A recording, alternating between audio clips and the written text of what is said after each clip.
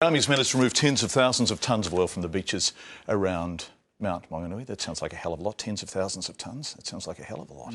It does sound. In fact, I think we're gilding the lily there. But everyone knows that that was just a small battle in a much larger war. A change of wind, a current movement, and it could all be back. Just a few hundred metres from Mount Maunganui, another army is mobilising, an army of 200 islanders.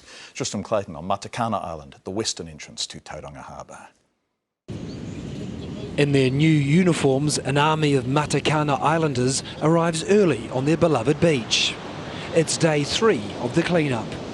Just across the harbour mouth, soldiers are cleaning beaches. But here, it's mums, dads, grandparents and kids. So it's a lot of work there. Yeah. We're the kind of people that don't sit around. We want our island back to how it was. So, we're going to get out there and do our best to sort of make an effort and do what we can. They've learnt a lot in 3 days, but they're lessons they wish they never had to learn.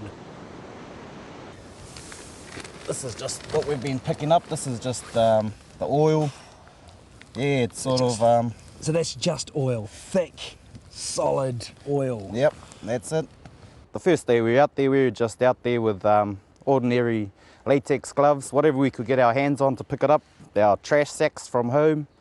And then we found out just how toxic it was and how sticky it is. So, we're sort of, like you're saying, we would like a bit more help. We need to be informed on what we're dealing with.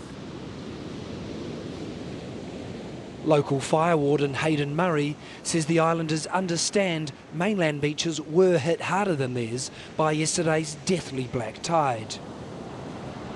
But here on Matakana, the sea is everything. From what we're seeing over at the Mount, people are talking about their beaches and we can see the anger and frustration, but for us as people of the island here, we rely on our waters for so many things like our fish stocks, our shellfish stocks. This is what we call a cupboard, or our kapatakai. People on the island who access those are going to be sort of struggling now. Apart from forestry, there is little work for the island's 220 permanent residents. Subsistence living is the norm.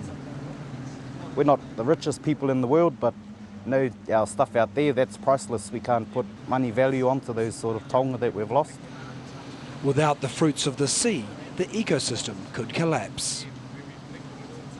Yeah, well that's it. That's the link in the food chain there. Once those go, our birds have nothing to eat. Once our birds go, then everything's sort of, the whole food chain is sort of going under at the moment.